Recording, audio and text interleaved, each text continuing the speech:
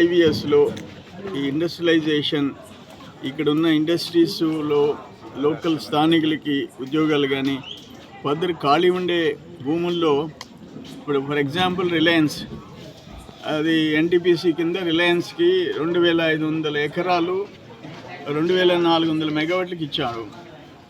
వాళ్ళు స్టార్ట్ చేయలేదు ప్రాజెక్ట్. ఇంకో కొత్త పరిశ్రమ తీసుకురారా?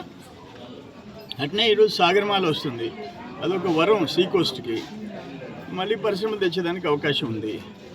అట్లే ఎస్సీజెడ్ కృష్ణపట్నం ఎస్సీజెడ్ 6000 ఎకరాలు 10 ఏళ్ల నుంచి 15 ఏళ్ల నుంచి అట్టే ఖాళీగా ఉంది. దానికి ఆ ప్రయత్నం ఎవరు చేయటంలే. అందుకని డెఫినెట్గా మేము దేవుడి దేవుళ్ళ ప్రజలను ఆశీర్వదిస్తున్నారు. గెలిచిన తర్వాత మా గవర్నమెంట్ వస్తుంది.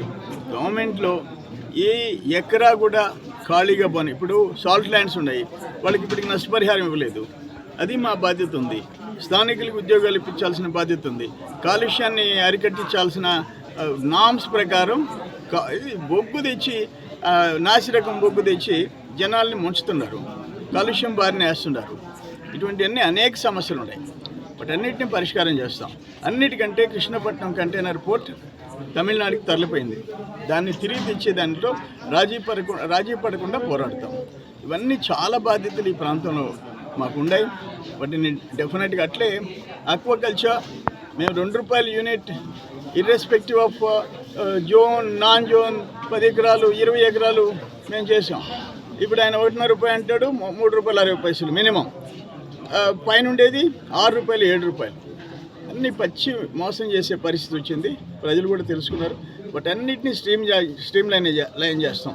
ఫస్ట్ ఇండస్ట్రియలైజేషన్, సెకండ్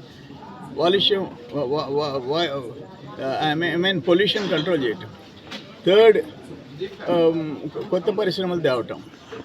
ఇవన్నీ మా మీద బాధ్యతలు ఉన్నాయి. డెఫినెట్గా మా కర్తవ్యాన్ని మేము నిర్వర్తిస్తాం. నేను అప్పుడు అధికారంలో ఉన్నప్పుడు, ప్రతిపక్షంలో ఉన్నప్పుడు రైతుల కోసం పోరాడాం. సాల్ట్ ల్యాండ్స్ రైతులకి న్యాయం చేసే విషయంలో కూడా రాజీ పడ్డాం.